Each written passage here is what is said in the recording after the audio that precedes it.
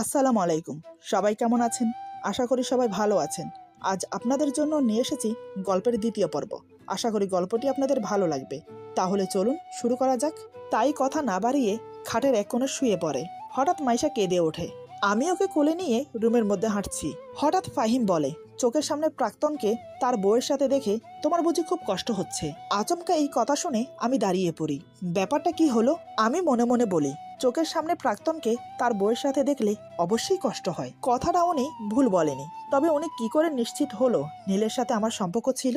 আমি কিছু বলে ওঠার আগেই ফাহিম আবার বলে, আমি বুঝি প্রিয় মানুষকে হারানোর কতটা কষ্ট। তাই তোমার কষ্ট কিছুটা দূর করার জন্য তাকে তোমার চোখের সামনে থেকে সরিয়ে দেওয়ার ব্যবস্থা করছি। ততক্ষণে মাইশা ঘুমিয়ে গেছে। আমি ওকে শুইয়ে দিয়ে উনাকে বললাম, আপনি কি করে জানলেন নীলের সাথে আমার সম্পর্কের কথা, আর কি ব্যবস্থা করেছেন আপনি? ফাহিম বলে, স্বামীর কাছে অতি সহজে প্রাক্তন ছিল, সেটা মেয়েরা স্বীকার করে না। কিন্তু তুমি কেন করলে?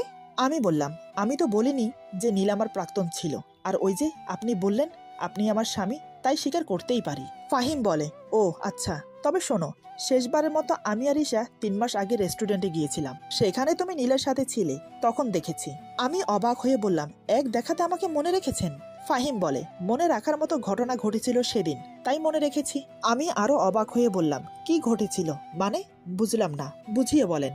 ফাহিম বলে, নীল তোমার মুখের উপর ফুলের তোড়াটা ছুঁড়ে না মারলে হয়তো সেদিনের তোমার অসহায় মুখটা মনে থাকতো না। ওনার কথা শুনে কষ্টে বুকটা ফেটে যাচ্ছে, তাই দেয়ালের দিকে কাত হয়ে শুয়ে পড়লাম, যাতে আমার কষ্টের সাক্ষী কেউ না থাকে। ওনার কথা শুনে অতীত মনের ভেতর চাগার দিয়ে উঠল। নীলের সাথে সম্পর্ক ছিল 1 বছরের, যদিও 1 বছর হওয়ার আগে থেকেই নীল আমাকে এড়িয়ে চলছে। 3 মাস আগে আমাদের সম্পর্কের 1 বছর হয়েছিল। সেদিন রেস্টুরেন্টে নীল আর আমি বসে আছি।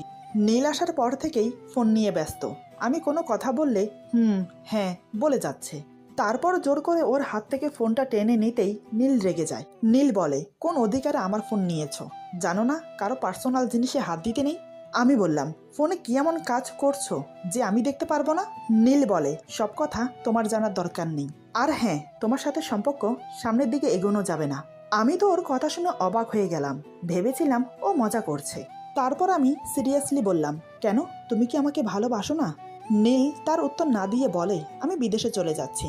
এমন সময় নীলের ফোনে কল আসায় সে রেস্টুরেন্ট থেকে বের হয়ে যাবে। তখনই ওর হাত ধরে ফুলের তোড়া দিয়েছিলাম, কিন্তু ও কি করলো, অনেক লোকের সামনে আমাকে অপমান করে চলে গেল। আজকে কথাগুলো মনে পড়তেই আবার কষ্ট হচ্ছে। কিছুক্ষণ কেঁদে নিজের কষ্ট হালকা করলাম। একসময় ঘুমিয়ে পড়লাম। সকালে ঘুম থেকে উঠে ফ্রেশ হয়ে শাশুড়ি মায়ের সাথে সকালে নাস্তা বানাতে তাকে সাহায্য করছি। তখনই বাচ্চার কান্নার শব্দ শুনে রুমে আসতে ফাহিম বলে, রুমে আসতে এতক্ষণ সময় লাগে? কানে শুনতে পাও না নাকি যে ও কান্না করছে? আমি বললাম, আমি তো কাজ করছিলাম।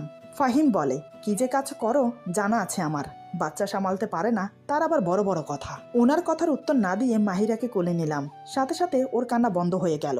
আমি মাহিরাকে নিয়ে রুম থেকে বেরোতে যাব, তখনই উনি বলে, এই মেয়ে, এই তুমি নিজেকে কি খুব চালাক মনে করো? হ্যাঁ, মাহিরাকে নিয়ে চলে গেলে একটু পর মাইশা কাঁদবে, তাতে আমার ঘুম হবে না, তাই মাইশাকে রেখে যাচ্ছ। আমি বললাম, না মানে, ও তো ঘুমোচ্ছে। ফাহিম বলে, ও ঘুমোচ্ছে বলে কি ওকে দেখতে হবে না? যদি আমার মেয়েদের দায়িত্ব নিতে না পারো, তাহলে বাড়ি থেকে বিদায় হও। কোনো সৎ মা আজ পর্যন্ত ভালো হয়নি, আর এ যুগে উনি আসছে, যত সব। আমি ওনার কথা শুনে বাচ্চা দুটোকে কোলে নিয়ে রুম থেকে বেরিয়ে গেলাম। সকাল সকাল ওনার খারাপ ব্যবহার, আবার এদিকে নীলের মুখ দেখা, মনে হচ্ছে আমার কলিজায় কেউ যেন ছুরি ধরে আছে। নিজের চোখের জল আর ধরে রাখতে পারলাম না। এদিকে মীরা ঘুম থেকে উঠে আমার কাছে এসে আমার চোখে পানি দেখে বলে, আপু, তুই কান্না করছিস কেন? আমি বললাম, আরে না, চোখে মনে হয় কি যেন পড়েছে। মীরা বলে, মিথ্যে বলছিস তুই, ফাহিম ভাইয়া নিশ্চয়ই তোকে কিছু বলেছে, তাই তো? আমি চুপ করে রইলাম, কিছু বললাম না। মীরা বলে, কেন শুধু শুধু এই বিয়েটা করলি?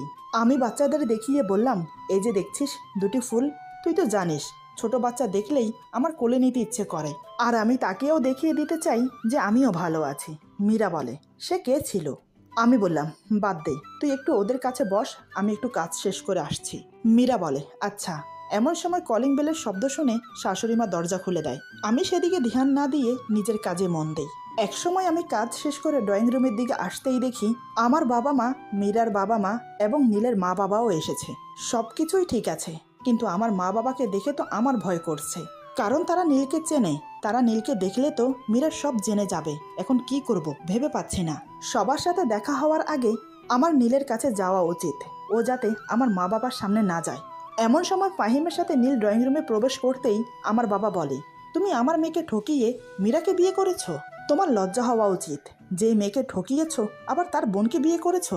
তোমার বাবা মাকে দেখে তো মনে হয় ভদ্রলোক, কিন্তু ছেলেকে ঠিকমতো শিক্ষা দিতে পারেনি।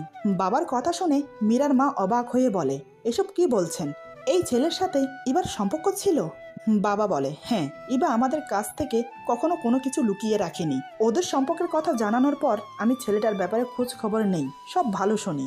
তারপর বিয়ের ব্যাপারে কথা বলার জন্য পরিবারের কাছে যাব, তখনই ইভা জানায় ও নীলকে বিয়ে করবে না। তখন বুঝতে না পারলেও এখন বিয়ে না করার কারণ বুঝলাম।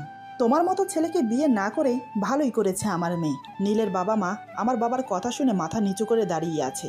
কি বলবে, তারা কোনো ভাষা খুঁজে পাচ্ছে না।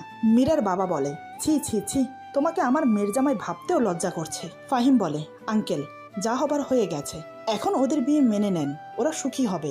মীরার বাবা বলে, অসম্ভব। যে ছেলে ইবার ভালোবাসার মূল্য দেয়নি, ও কি করে সংসারের মূল্য দেবে? ফাহিম বলে, দেখুন আঙ্কেল, নীলের অতীত ইভা আর বর্তমান মীরা। অতীতের কথা ভেবে বর্তমান নষ্ট করা ঠিক না। আর হ্যাঁ, এখন এবার বিয়ে হয়ে গেছে, ও কিন্তু নীলের জন্য বসে থাকেনি। তাহলে নীল বিয়ে করলে ক্ষতি কি? মীরা সবকিছু মেনে নিয়ে সংসার করলে আপনাদের সমস্যা থাকার কথা না। আমি এতক্ষণ দাঁড়িয়ে মীরাকে লক্ষ্য করছিলাম। নীলের সাথে আমার সম্পর্কের কথা মীরা জানার পরেও কিছু বলছে না কেন? খুব স্বাভাবিক হয়ে আছে কেন? আমি মীরার পাশে গিয়ে দাঁড়িয়ে বললাম, আমার সাথে একটু এদিকে আয় তো। মীরা বলে, কেন? আমি বললাম, আগে আয়, তারপর বলছি। তারপর মীরাকে নিয়ে আমার রুমে এসে জিজ্ঞেস করলাম, নীলের সাথে কি তুই সংসার করতে চাস? মীরা বলে, হ্যাঁ চাই, ওকে আমি ভালোবাসি। আমি বললাম, আমার সাথে নীলের সম্পর্ক ছিল, সেটা তোকে বলে তোদের মধ্যে কোনো ঝামেলা করতে চাইনি। আমি জানতাম না আজ বাবা মা আসবে, নয়তো কেউ জানতো না আমাদের সম্পর্কের কথা। কিন্তু তুই বিশ্বাস কর, নীল তোকে সত্যিই ভালোবাসে। হঠাৎ মীরা আমাকে চমকে দিয়ে বলে, আমি তো আগে থেকেই জানতাম তোদের সম্পর্কের কথা। ওর কথা শুনে আমি যেন আসমান থেকে পড়লাম। কি বলছে ও? আমি অবাক হয়ে বললাম, কি, তুই আগে থেকে জানিস? মীরা বলে, না মানে ওই আর কি। আমি বললাম, মীরা, তুই সত্যি কথা বলতো, তুই আমাদের সম্পর্কের কথা জানিস? আমার কথা শুনে মীরা চেঁচিয়ে বলে, হ্যাঁ হ্যাঁ জানতাম, তোর সাথে নীলের সম্পর্ক ছিল। নীলকে একদিন কলেজে দেখেছি, তারপর থেকে ওকে ভালো লাগতে শুরু করে। তখন থেকে মনে মনে ঠিক করি, যেভাবে হোক নীলকে আমার করে ছাড়বো। কিন্তু ও কিছুতেই আমার সাথে সম্পর্কে রাজি হচ্ছে না। তাই আমি সুইসাইড করতে যাই, তখন নীল বাধ্য হয়ে রাজি হয়। কিন্তু সম্পর্কের কিছুদিনের মধ্যে বাবা আমার বিয়ে ঠিক করে। ওর পুরো কথা শোনার আগেই আমি ওর গালে ঠাস করে থাপ্পড় দিলাম। সাথে এটাও বললাম, তুই কোনোদিন আমার সামনে আসবি না। এবার বুঝতে পারলাম নীলের ভুল থাকলেও পুরো দোষ মীরা করেছে। শুধু শুধু নীলকে সবাই খারাপ ভাবছে, এটা হতে দেওয়া যাবে না। তাই মীরাকে নিয়ে ড্রয়িং রুমে সবার সামনে গিয়ে বললাম, নীলের কোনো দোষ নেই, একটা ভুল বোঝাবুঝির জন্য এসব হয়েছে। তোমরা কেউ নীলের সাথে খারাপ ব্যবহার করো না। মা বলে, কি এমন ভুল বোঝাবুঝি হয়েছিল যে তোর সাথে সম্পর্ক ভেঙে দিয়েছে? আমি বললাম, মা থাক না এসব, নীলের সাথে সম্পর্ক ওটা পুরনো কথা। এখন আমার সংসার হয়েছে, দুটি বাচ্চা আছে, সব মিলিয়ে আমি খুব সুখে আছি। নীলের মা বাবার উদ্দেশ্যে বললাম, আঙ্কেল আন্টি, আপনারা ওদের বিয়ে মেনে নেন, মীরা আপনাদের বাড়ির খুব ভালো বউ হবে। নীলের বাবা বলে, আমি আমার ছেলের হয়ে সবার কাছে ক্ষমা চাচ্ছি, ও যে দোষ করেছে। আমি বললাম, ব্যাস, আর কিছু বলতে হবে না, কারোর কোনো দোষ নেই, সব ভাগ্যের দোষ। মীরার বাবা বলে, আচ্ছা মা, তোর কথা মেনে নিয়ে ওদের বিয়ে মেনে নিলাম। তারপর সবাই চা নাস্তা করে চলে যাচ্ছে, ঠিক তখনই নীল আমাকে ডেকেছিল। কিন্তু আমি কথা না বলে নিজের রুমে এসে খুব কাঁদলাম। কেন মীরা আমার ভালোবাসার মানুষকে কেড়ে নিল? ওর কি ক্ষতি করেছিলাম আমি? ও আমার সাথে এমন করলো কেন? মীরার কথাগুলো এখনো আমার কানে বাজছে। খুব কষ্ট হচ্ছে, নিজের আপন মানুষ এভাবে ঠকালো। এমন সময় আমার কাঁধে কারোর হাত রাখার অনুভূতি পেয়ে পেছনে তাকিয়ে দেখলাম, দেখি উনি বাচ্চাদের কোলে নিয়ে দাঁড়িয়ে আছে। ফাহিম বলে, যা হবার হয়ে গেছে, এখন থেকে তুমি নতুন জীবন শুরু করবে, দুটি মেয়ের মা তুমি, সেটা ভুলে যেও না। এই বলে মাহিরা মাইশাকে আমার কোলে দিয়ে চলে গেল। আমি মেয়েদের কপালে চুমো দিয়ে আমার বুকের সাথে জাপটে ধরলাম। সত্যি বলতে বাচ্চাগুলো বুকে আসতেই সব দুঃখ কষ্ট যেন এক নিমেষেই উধাও হয়ে গেল। সারাদিন বাচ্চাদের নিয়ে আর শাশুড়ি মায়ের সাথে আড্ডা দিয়ে কাটলো। রাতের দিকে উনি অফিস থেকে ফিরলে সবাই একসাথে বসে ডিনার করে নিলাম। মা খাওয়া দাওয়া করে নিজের রুমে চলে গেল। আমি বাচ্চাদের ঘুম পাড়াতে ব্যস্ত হয়ে পড়লাম। ফাহিম বারান্দায় দাঁড়িয়ে আছে। একসময় বাচ্চাদের ঘুম পাড়িয়ে আমিও বারান্দায় গেলাম। বারান্দায় গিয়ে দেখি উনি সিগারেট খাচ্ছে। এই দুদিনে ওনাকে দেখে এটা বুঝলাম উনি খুব সিগারেট খায়। আমি বললাম, একটার পর একটা সিগারেট খেয়ে কি নিজেকে মহাপুরুষ মনে করেন? ঘরে দুটি বাচ্চা আছে, সেদিকে কোনো খেয়াল নেই। ফাহিম বারান্দায় দাঁড়িয়ে সিগারেট টেনে যাচ্ছে। হঠাৎ আমার কথা শুনে পেছনে ঘুরে তাকাতেই ওর হাত থেকে সিগারেট নিয়ে ফেলে দিলাম। এটা দেখে ফাহিম খুব রেগে যায়। ফাহিম বলে, তুমি এটা কি করলে? এখন এত রাতে সিগারেট কোথায় পাবো? আর মাত্র একটা সিগারেট আছে। আমি বললাম, যা করেছি বেশ করেছি, এখন রুমে গিয়ে ঘুমান। ফাহিম বলে, মুডটাই খারাপ করে দিল। আমি বললাম, আপনার মুড ভালো থাকে নাকি? সবসময় তো দেখি গোমরা মুখ নিয়ে ঘুরে বেড়ান। ফাহিম বলে, যতক্ষণ সিগারেটের ধোঁয়া উড়িয়ে ঈশাকে ভুলে থাকি ততক্ষণ আমার ভালো লাগে। আমি বললাম, আচ্ছা সত্যি কি ভুলে থাকা যায়? সারাদিন ভুলে থাকলেও দিন শেষে কিন্তু তাকে মনে পড়বেই, কিন্তু কেন এমন হয়? ফাহিম বলে, সব নিয়তির খেলা। আমি বললাম, বড় নিষ্ঠুর এই নিয়তি, আপন জনকেও চিনিয়ে দেয়। ফাহিম বলে, শোনো। আমি বললাম, বলেন। ফাহিম বলে, চিঠিটা পড়ো। আমি বললাম, মুখে বললেই তো পারেন, আবার চিঠি লেখার কি দরকার ছিল? ফাহিম বলে, বেশি কথা বলো না। এই বলে আমার হাতে চিঠিটা ধরিয়ে দেয়। আমি একটু অবাকই হলাম। তারপর বারান্দার লাইট অন করে চেয়ারে বসে চিঠিটা পড়া শুরু করলাম। ইভা, আমি জানি না কি করে বললে তুমি আমাকে ক্ষমা করবে, তবুও প্রথমে বলছি, আমাকে ক্ষমা করে দাও। আমি চেয়েছিলাম তোমাকে মীরার ব্যাপারে বলতে, কিন্তু অনেক দেরি হয়ে যায়। তোমাকে ভালোবাসি না, ভালো লাগা ছিল, সেটা মীরা আমাকে বারবার বুঝিয়েছে। তবে আমি তোমাকে ভালোবাসি, সেটা মীরাকে বিয়ে করার পর বুঝেছি, এবং মীরা তোমার খালাতো বোন সেটা বিয়ের পর জেনেছি। মীরা তোমার মতো করে আমাকে বুঝতে পারে না, তোমার মতো ও কোনোদিন ভালোবাসতে পারবে না। তুমি বিশ্বাস করো, আমি মীরাকে ইচ্ছে করে বিয়ে করিনি। সারা দিন রাত আমাকে কল করে আমাকে পাগল করে দিয়েছে। তোমাকে দেখে আমার খুব কষ্ট হয়, অনেক বেশি। 2 দিন তোমার বাসায় ছিলাম, আমার যে কতটা কষ্ট হয়েছে তা তোমাকে বলে বোঝাতে পারবো না। তোমাকে আর কিছু বলার ভাষা নেই আমার, শুধু বলবো তুমি আমার মতো বেমানের জন্য কষ্ট পেও না, নিজের সংসার নিয়ে ভালো থাকো। ইতি। চিঠিটা পড়তে পড়তে আমার চোখ থেকে টপ টপ করে পানি পড়ছে, চিৎকার করে কাঁদতে ইচ্ছে করছে। কেন আমার সাথে এমন হলো? কখনো কারোর ক্ষতি করিনি আমি, তাহলে আমার মনকে ক্ষত বিক্ষত করলো কেন? এমন সময় ফাহিম আরেকটা সিগারেট খাচ্ছে, হঠাৎ সেটা ছিনিয়ে নিয়ে মুখে দিলাম। সিগারেটে একটা টান দিতে না দিতেই কাশতে কাশতে আমার দম বন্ধ হয়ে আসলো। এটা দেখে ফাহিম আমার হাত থেকে সিগারেট কেড়ে নিয়ে বলে, ইভা, তুমি কি পাগল হলে? জানো না সিগারেট কতটা ক্ষতিকর?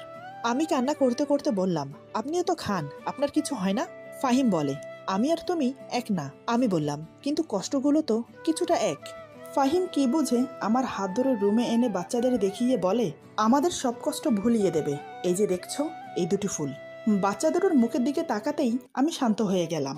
আমি বললাম, আরে আমি তো ভুলেই গিয়েছিলাম, আমি যে মা, সন্তানদের জন্য মায়েদের সব কষ্ট ভুলে থাকতে হয়। আমি আর কারোর জন্য কষ্ট পাবো না।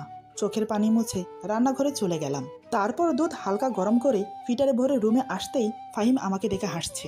এই 2 দিন এই বাড়িতে এসেছি, আজ এই প্রথম ওনার মুখে হাসি দেখলাম। হাসলে কি সুন্দর লাগে ওনাকে। আমি বললাম, আপনি হাসছেন কেন? ফাহিম বলে, ঘড়ি দেখেছো? রাত 2টো বাজে। এখন তুমি ওদের জন্য দুধ গরম করে এনেছো, কিন্তু ওরা তো ঘুমোচ্ছে। আমি বললাম, ওদের খিদে লেগেছে, মায়েরা জানে কখন সন্তানের খিদে পায়, বুঝেছেন? এতে হাসি পাওয়ার কিছু হয়নি। ফাহিম বলে, তাই বুঝি, দেখি তো ওদের খিদে লেগেছে নাকি। আমি কোনো কথা না বলে ওদের মুখে ফিটার ধরতেই ওরা দিব্যি দুধ খাচ্ছে। ফাহিম ভ্রু কুঁচকে তাকিয়ে আছে। আমি বললাম, দেখলেন তো, মায়েরা বুঝতে পারে কখন সন্তানের খিদে পায়। ফাহিম বলে, সাথে এটাও বুঝলাম যে তুমি অনেক ভালো। আমি বললাম, আপনি ঘুমান, সকালে অফিসে যেতে হবে। ফাহিম বলে, এই বলে সে ঘুমিয়ে পড়ে। বাচ্চাদের খাইয়ে দিয়ে আমিও ঘুমিয়ে পড়লাম। রাতে প্রচণ্ড গরম লেগেছে। সকালে ঘুম থেকে উঠে দেখি পুরো শরীর ঘামে চুপচুপ করছে আর খুব অস্বস্তি লাগছে। তাই সকাল সকাল গোসল করেছি। ড্রেসিং টেবিলের সামনে দাঁড়িয়ে শাড়ির কুচি ঠিক করছিলাম। তখনই ফাহিম ফ্রেশ হয়ে রুমে এসে আমাকে দেখে। আমাকে দেখা মাত্রই হঠাৎ আমার গালে ঠাস করে থাপ্পড় লাগিয়ে দেয়। আমি কিছু বুঝে ওঠার আগেই শাড়ির আঁচল ঘাট থেকে ফেলে দিয়ে আমাকে ধাক্কা মারলো। তখনও পুরোপুরি শাড়ি পরা হয়নি আমার, তাই ধাক্কা খাওয়ার সাথে সাথে শাড়িতে পা পেঁচিয়ে পড়ে গিয়ে কপালটা ঠুকে গেল খাটের পায়ার সাথে। ব্যথায় মুখ থেকে স্পষ্ট সুরে বেরিয়ে এলো, উফ। এদিকে কপালটার সাথে সাথে ফুলে গেল আর গালে 5 আঙ্গুলের দাগ বসে গেল। আমি কোনো রকম শাড়িটা শরীরের সাথে জড়িয়ে উঠে দাঁড়ালাম। ফাহিম বলে, আমার উপর স্বামীর অধিকার দেখাবে না এবং আমার রুমের কোনো কিছুতে আমার অনুমতি ছাড়া হাত দেবে না। সেটা নিশ্চয় বিয়ের প্রথম দিন বলে দিয়েছিলাম তোমাকে, তাহলে কোন সাহসে এই শাড়ি পরেছ? আমি ছলছল নয়নে ওনার দিকে তাকিয়ে বললাম, না মানে? ফাহিম বলে, না মানে কি? হ্যাঁ, তোমাকে বিয়ে করেছি শুধুমাত্র আমার মেয়েদের মায়ের স্নেহ ভালোবাসা দিয়ে বড় করতে, দামি শাড়ি পরে সেজেগুজে বসে থাকার জন্য না। আমি বললাম, আমার কথাটা শুনুন। ফাহিম বলে, তোমার কি কথা শুনবো? ঈশার সাথে আমার 5 বছরের সম্পর্ক ছিল, সেখানে তুমি এসে ওকে ভুলিয়ে দিতে পারবে না। আর কোনোদিন যেন না দেখি ঈশার শাড়ি বা গহনা পরতে। আমি বললাম, আমি জানতাম না এটা ঈশা আপুর শাড়ি। ফাহিম বলে, জানো না মানে কি? মিথ্যা বলার জায়গা পাও না? আলমারিতে আমার আর ঈশার জামা কাপড় ছাড়া আর কারো জামা কাপড় নেই। তাহলে? আমি বললাম, সত্যি বলছি, বিয়ের সময় যে কয়টা শাড়ি দিয়েছেন সেগুলো ওয়ার্ড্রবের ভেতরে রেখেছি, সেখান থেকে এই শাড়িটা নিয়েছি। আলমারি থেকে কোনো শাড়ি বের করে নিয়ে আমি ভেবেছিলাম এটাও হয়তো আপনি দিয়েছেন। বিয়ের পর বাবার বাড়িতে যাওয়া হয়নি, তাই আমার কোনো জিনিস নিয়ে আসতে পারিনি, নয়তো এই শাড়ি পরতে হতো না। ফাহিম বলে, মায়ের থেকে শাড়ি নিতে পারোনি? আমি বললাম, মা ঘুমাচ্ছিল আর বৃষ্টিতে আমার শাড়ি শুকায়নি। ফাহিম যত সব বলে অফিসে চলে যায়। উনি চলে যাওয়ার পর আমি ডুকরে কেঁদে উঠি। সত্যি বলতে ঈশা আপুর শাড়ি পরে নিজেকে অপরাধী মনে হচ্ছে। আমার জন্য উনি আজকে আবার কষ্ট পেল। হয়তো বিশ্বাস করেনি যে আমি জেনে বুঝে শাড়ি পরিনি। ভাগ্য এতটাই খারাপ যে মনে হচ্ছে কারোর ভালোবাসা পাবো না। নিজের কষ্ট নিজের মধ্যে রেখে মাকে কল দিলাম। কল রিসিভ হতেই আমি বললাম, হ্যালো মা। মা বলে, কি রে, কি হয়েছে তোর? আমি বললাম, কই কিছু না তো, তুমি কাউকে দিয়ে আজকেই এখনই আমার সব জিনিস পাঠিয়ে দাও। মা বলে, আচ্ছা দেব, কিন্তু তোর কি হয়েছে? কণ্ঠটা কেমন যেন লাগছে। আমি বললাম, মা কিছু হয়নি, বাসার সবাই ভালো আছে? মা বলে, হ্যাঁ আছে। আমি বললাম, এখন রাখছি, পরে কথা হবে।